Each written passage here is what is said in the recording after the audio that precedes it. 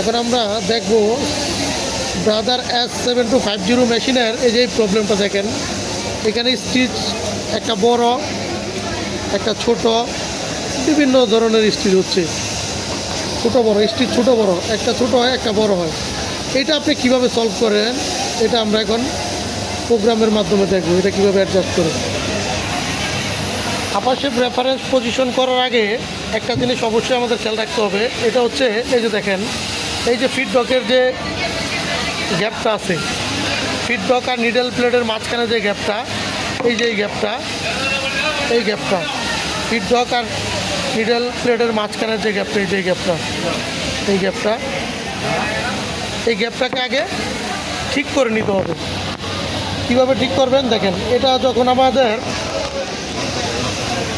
7250A-503 machine, 3 মানে হচ্ছে আমাদের মিডিয়াম মেশিন, আর যখন এটা 5 হবে তখন এটার অ্যাডজাস্ট হবে, যখন 5 হবে তখন হবে এটা 1 মিলিমিটার, আর যখন 3 মেশিন এটা হচ্ছে 0.5 মিলিমিটার।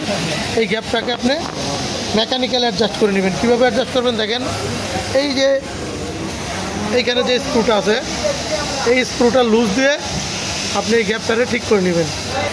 এখন আমরা এটা প্রোগ্রামের সাহায্যে কীভাবে আপাশেপ রেফারেন্স পজিশন করে এটা দেখব। দেখেন, এটা হচ্ছে ফাংশন বাটন, এটা হচ্ছে F1 বাটন। এই দুটাকে একসাথে চাপ দিয়ে মেশিনের পাওয়ারটা অন করে দিলাম। অন করে দেওয়ার পরে দেখেন D01 আসবে। এই D01 রে এই প্লাসের সাহায্যে D21 করতে হবে।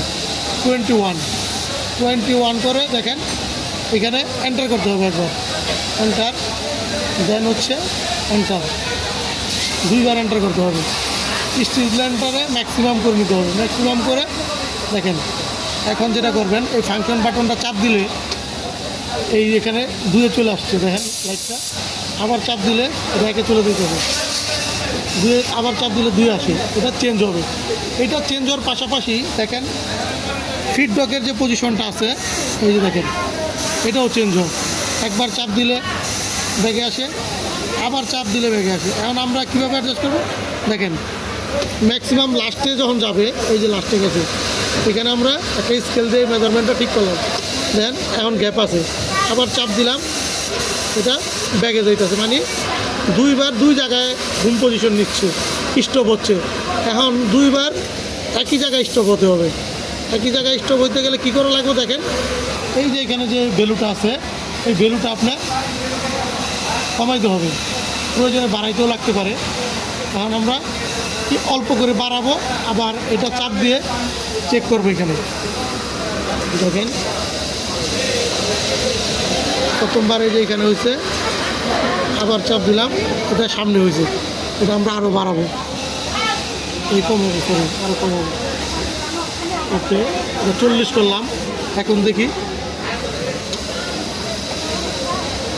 এখন যেখানে স্টোভ আছে আবার চাপ দিলাম, দেখেন এখন একই জায়গায় স্টোভ হচ্ছে।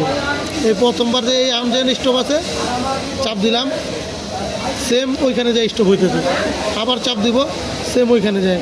2 বারই আপনার একই জায়গায় স্টোভ হওয়া লাগবে। এটা এই বেলুর সাহায্যে বেলু সেট করে আপনি এটা পজিশন সেট ঠিক করতে পারবেন। এখানে বেলু যেই কোনোটা হইতে পারে, কারণ 40 আছে, এটা 50 হইতে পারে, 30 হইতে পারে। যেখানে আপনার পজিশন ঠিক থাকবে, 2 বার একই জায়গায় স্টপ হবে, তখন আপনার এখানে যাই থাক, এটা কোনো বিষয় না। জাস্ট বেলু যেখানে থাক কোনো সমস্যা না, পজিশন ঠিক আছে কিনা এটা আপনারা ফলো করবেন।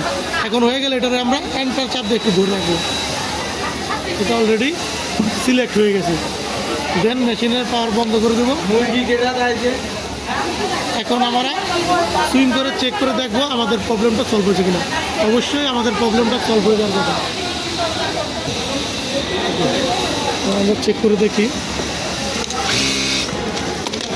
ওকে, দেখেন এখন মেশিনের টান এবং স্টিচ সব এক সমান হয়েছে।